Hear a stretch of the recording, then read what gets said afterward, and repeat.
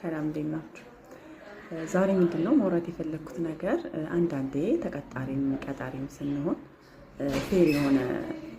ቤኔፊት ቢኖረን አሪፍ ነው ብዬ አስባለሁ። እንዴት ነው በስራ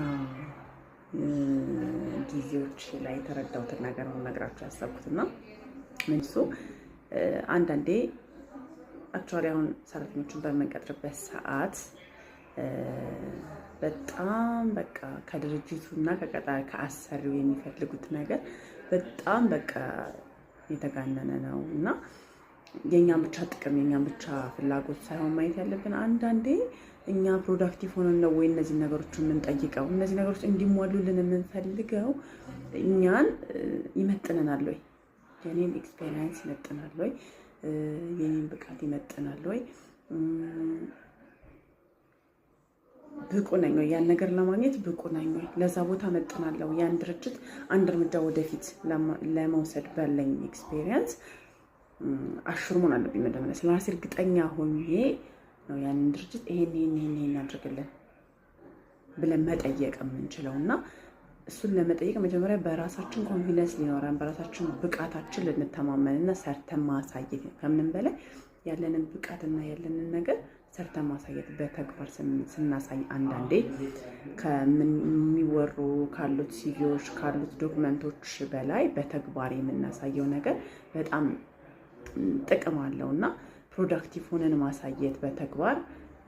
አሰሪዎቻችንን ወይም ቀጣሪዎቻችንን ኮንፊደንት ሆነው በእኛ የምንጠይቀውን ነገር እንዲያሟሉልን እድል ይከፍትላቸዋልና ብዙ ጊዜ ኑሮ ስለተወደደ የታክሲ ወጪ ስለተወደደ ኦር ደግሞ እኛ ብዙ ብር ስለሚያስፈልገን የህይወታችንን ቀዳዳ ስለምናቅ ብቻ መሆን የለበትም ያንን ድርጅት ማስጨነቅ ያለብንና ልምድ ይዘን ባለን ነገር ከዛ ደግሞ እያሳየን ነው አንዳንዴ በተግባር የሚሆኑ ነገሮች ኤቪደንስ ያላቸው ነገሮች ብትጠይቁም ኢንሲስት ታደርጉም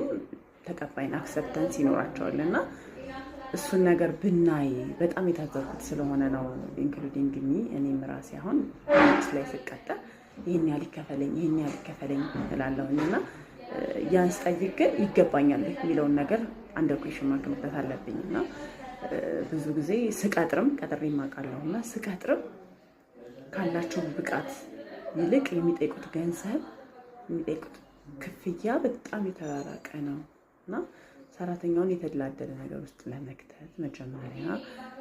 አቅሙን ብናይ አቅማችንን ብናሳይ ስንቀጥርም ደግሞ በተለይ የፕራክቲካል ኤግዛሚኔሽኖች ቢኖሩ